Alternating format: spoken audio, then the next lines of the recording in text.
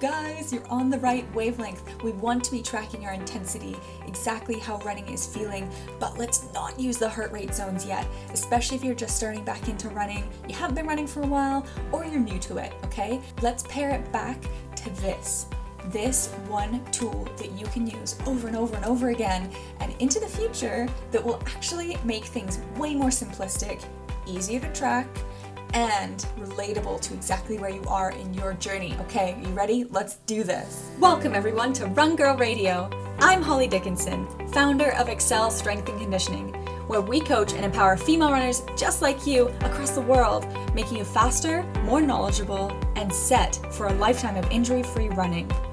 Each week, I will be bringing you impactful information, creative solutions, and juicy running tips to get you one stride closer to your highest running self.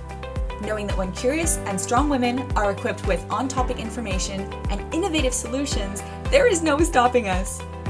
Consider me your personal running coach in your back pocket. So join me and get ready to bust down some barriers, laugh at some running real talk, and get excited and energized as we have some fun finding our way together through this wonderful world of running. Welcome back, ladies, to this episode, and we are gonna tear down some misconceptions and overthinking. Oh my goodness, there is so much distraction in running these days, from the wearables that we have to the apps that we can track in to the complexities of what it all even means when we're just trying to start out or when we're getting back into things. So, what does it mean to have a heart rate zone? What does it mean to be working at a certain intensity? Well, I'm going to make it super simple for everybody, and we're going to use what's called RPE, Rating of Perceived Exertion. Now, has anyone heard of that? Maybe not, okay? We're taught it in our degrees. We're taught it in the world of personal training and strength coaching, and when we're working with sensitive populations too, with different chronic conditions that they're living through and living with. How are you feeling? How does this exertion feel? And I think it's so important to always come back to this. Come back to this, and especially start with this if we are in a place of either restarting running in the new year, or maybe you've had a little break, or maybe it's been a few rest weeks and you've actually pivoted to a completely different sport. Maybe you're coming in from an off season of something else. Or we're just at a different phase in our life and we're like, hey, I'm going to pick up running. I'm going to try it back on again. Let's go. So RPE, Rating of Perceived Exertion, also known as the Borg scale. And the most common one that's used is out of 10. So it's a rating of 1 out of 10, 1 being easy and 10 being like maximal. And I wanted to share with you what the runner's one sounds like. Now, you won't find this on the internet per se. I'll post this so that it's on social media so that you can cite it basically, so that you can save it in your pocket for later.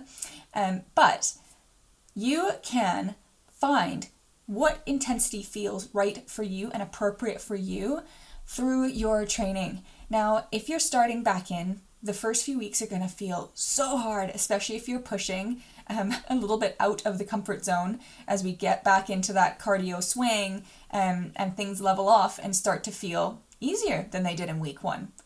This is where RPE really does come in. If we start to use heart rate zones and training zones when we're actually untrained, it's not a very accurate use of our technology, if that makes sense. We don't want to be looking at heart rate zones because in a week or two, we're going to be in such a different place that the heart rate zones won't matter. And when we are highly trained and highly efficient and we're working on those tiny tweaks, that's when heart rate zones can come in. Or we've been training a few months, okay, now heart rate zones can come in. And we can talk about that later. But right now, let's pair it back to RPE, to Rating of Perceived Exertion, and literally how you are feeling in the moment of your run, of your walk run, and of your exercise. Because how it feels today is going to change so much to next week, is going to change so much to the week after that. We have to remember that when we're training and conditioning our bodies, they are going to have this moment of aha, and we're going to tip over into another phase. Now, the first adaptation that happens in the exercise world, is neuromuscular. Now, this is all happening on the motor pathway side of things. It's learning new skills. So if you've been into the gym and you haven't been for a long time, this is the best and easiest way to explain it. And you start to lift weights, or you start to do something like a lunge, for example, and it feels like, whoa, super shaky. It's not smooth. There's funky things happening. Maybe you're tweaking and you're twisting at certain points in it, and it doesn't feel rhythmic. This is your nervous system and your neuromuscular system that is trying to connect and is trying to find that nice, smooth balance between how hard it should be working and how much it should be turning off in every little area of your body. It's similar to a child writing for the first time. Have you seen children write their name for the first time? Oh, it looks like chicken scratch. We celebrate it. We condone it, right?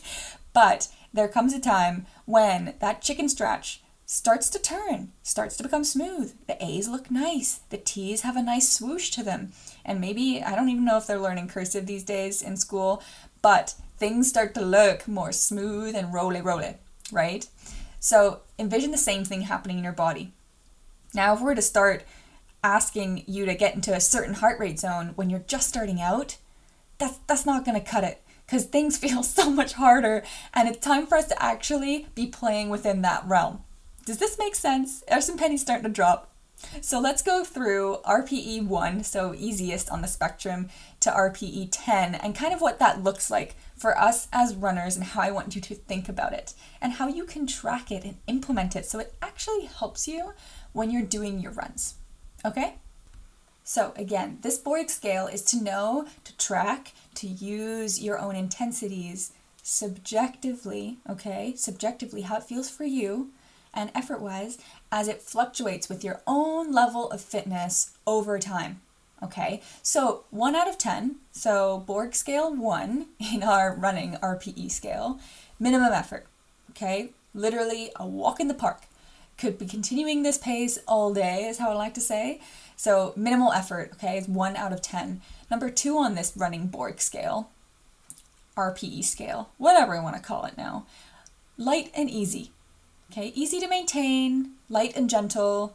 You could probably maintain a conversation for a very long time. And if you were on the phone with someone whilst you were doing this level of light walking / running, if this really felt that easy for you, the person on the other end of the phone wouldn't even know you were out moving. They think you're just at home standing. Minus all the bird chirping in the background. And you catch up what I'm laying down. Pick it up. Okay, number 3 on the RPE is comfortable pace. You're able to maintain conversation without getting out of breath, and that person on the phone could probably guess you're now moving your body. Number 4 out of 10 is comfortable but with a little effort. Okay, so there's a little more oomph in your step. You're able to speak with some sentences at a time without struggling, but now you're huffing it. You're starting to go. Number 5 on this scale, I like to say like a progressive pace push. So starting to take effort to maintain this pace now. You're still able to hold a conversation, but you'd probably choose not to. Like, it starts to tail off if you're walking or jogging with someone, whatever that pace is. Again, this is subjective. That's why I don't want to really be saying you're running or you're walking, because what's a 5 for someone walking might be a 5 for someone that's jogging, okay? So if you're still able to hold a conversation, you'd probably choose not to. This is kind of where you're at the 5 out of 10, right in the slap bang in the middle. Now, the number 6 is you're starting to huff and puff. You've got some labored breathing going on now. Realistically, you could probably run for about an hour or move for an hour at this intensity, but it would be challenging and a little uncomfortable. 7 out of 10 is what we class as vigorous movement. So short sentences only. If someone was asking for directions, you'd be able to say, yes, go down that street, turn right. And then you'd be like, I don't want to speak for a little bit longer. It becomes uncomfortable, okay, very quickly at 7 out of 10. Requires constant effort to maintain this kind of pace and this kind of intensity. Number 8 out of 10 is hard. Lots of focus. You got to really think about what you're doing. 2 to 3 words max. And now if you've done running or you've done some simple run tests with me virtually or in person, or with your own run coach, this is usually felt during like the Cooper run test, so a 12-minute run test, or if you're trying to PR a 5K.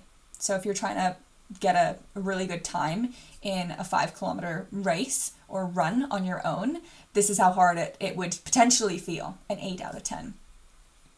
Now a 9, very hard, very hard. We've reached into labored breathing after just a few seconds, okay? So this is form focus. This is good for like a minute of interval work. So this is kind of where we think of, we wouldn't want to sustain it for anything longer than a minute. And this is going to be huffing real hard, breathing really fast. 10, flat out. Okay, I want you to think the hardest move you've ever done. We can all think of the ones in the gym, the burpees, the crazy box jumps, the intervals in HIIT training, the maximal effort that you could probably only sustain for like 20 to 30 seconds. That's where you're at a 10 out of 10. We can all guess usually what a 10 is. It's 100 or nothing. So those are your little intensity notifications for your rating of perceived exertion. Use them. I want you to use this. Save it in your phone on the Instagram post. I'll share the link below. And record it. It's so easy to record. Easy to record a 6 out of 10 if you've done like a walk run for maybe 20 minutes. You can go, ooh, that felt like a 7 out of 10. Or you know what, you just had a really hard work day and you're doing a 20-minute workout at home. You can class that, again, whatever it feels, because that is the truth. It is exactly what you subjectively are feeling, and it's fluctuating with your own level of fitness over time, okay? So this is a nice thing to use, implement, have as you move forwards in your running life, in your fitness world, and it can be super, super simple. You can teach it to someone that you know, and yeah, have fun with progressing again on your own terms. Keeping those blinders on. Don't be looking at what someone else finds hard and you're thinking, oh man, this is really hard for me. We can stay in our lanes and get more achieved. So feel free to follow along. I'm on Instagram, as you know, at Excel Strength Conditioning. Find the post below that kind of goes over all these RPE scales. Save it. Send it to a friend if you don't think they know about it, that started working out or started running, because I guarantee this is going to be such a nice positive feedback for you when you look back at logs maybe 3 weeks ago and you go, wow, that's crazy. My 5 to 10 minute walk run felt like 10 out of 10. And today it's feeling like this, or today I'm feeling like this and I'm doing this much more with my movement. It's a healthy way for us to track and not get too caught up in the numbers, in the moment, in our heart rate zones, and all the complicated, confusing stuff that can be out there. So stay calm, carry on. I am here for all of you, and I hope you are having a wicked day. Talk to you guys soon. Bye.